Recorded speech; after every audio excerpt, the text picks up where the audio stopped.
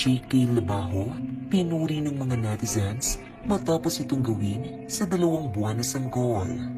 Umaani ngayon ng papuri online ang actor/singer na si JK Labajo matapos niya itong gawin sa isang 2 buwan na sanggol sa kalagitnaan ng kanyang performance sa isang music festival sa lugar ng Panique, Tarlac.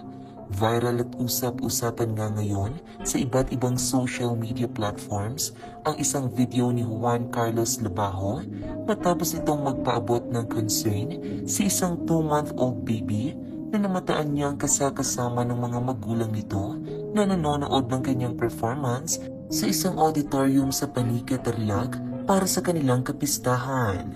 Sa nagba-viral na video, mapapanood na may binasa si JK na kung saan nagre-request ang mga magulang na makarga man lamang kahit isang beses ang pinakabatang fan ng singer na ang tinutukoy ay ang kanilang 2 buwan na sanggol na dinala nila dahil sa iniidolo umano ito ng bata.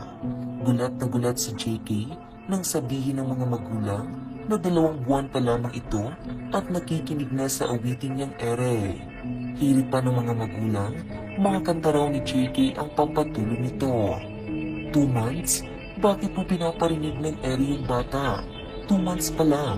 Maaga pa, ani JK. Wala bang earmuff si baby? Pampatulog ako? Pa-check up mo si baby ha? Nang mapansing umiiyak na ang sanggol ay nilapitan ito ni JK at kinarga. Makikitang tila masinsinan niyang kinausap ang mga magulang nito.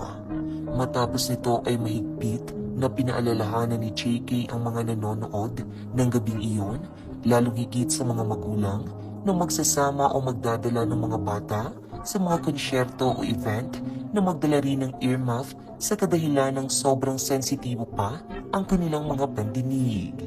So sa mga bata, especially 1-year-old and below, super sensitive pa yung mga tenga nila. So as much as possible, kung dadalhin niyo sila sa isang event, magdala kayo ng earmuff or something para hindi ma-damage yung tenga nila, ani singer. Umani nga ng sandamakmak na papuri mula sa netizens ang ginawang kabutihang ito ni JK Labajo.